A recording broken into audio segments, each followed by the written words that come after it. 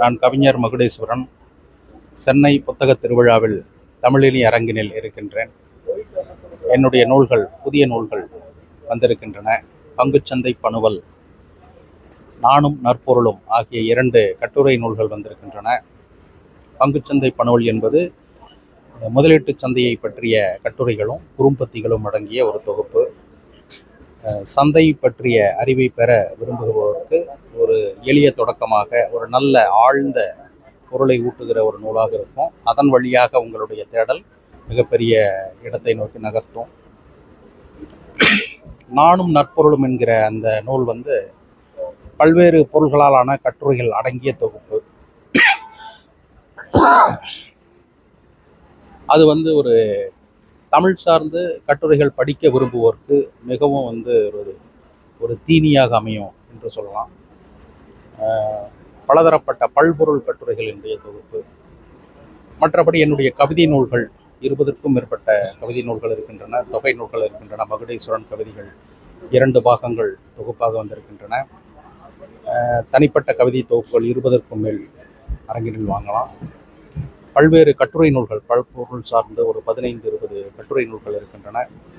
அவை தமிழினுடைய நல்ல தமிழில் பிற மொழி கலப்பின்றி எழுதப்பட்ட கட்டுரைகள் என்பவை குறிப்பிடத்தக்கவை.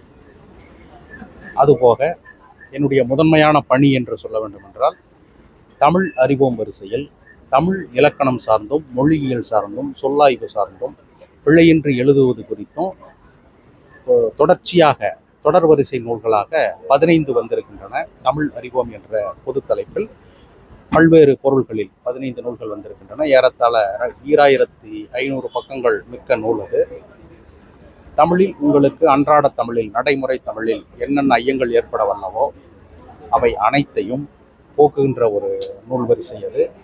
ஒரு சொல் எவ்வாறு தோன்றுகிறது, எவ்வாறு மொழியில் இடம்பெறுகிறது, அதன் பிழையற்ற வடிவங்கள் எவை, வாக்கிய அமைப்புகள் எவ்வாறு இருக்க வேண்டும், வல்லுற்று மிகுதல் இடையூறுகள் அவற்றை நீக்குவது எப்படி, தமிழில் கலந்துள்ள பிறமொழி சொற்களை அறிந்து அகற்றுவது எப்படி முதலான அனைத்திற்குமான தெளிவு ஒவ்வொரு நூலிலும் தனித்தனியாக இழை இழையாக பிரித்து ஆய்ந்து முழுக்க நுண்ணிய நோக்கில் எழுதப்பட்டிருக்கிறது.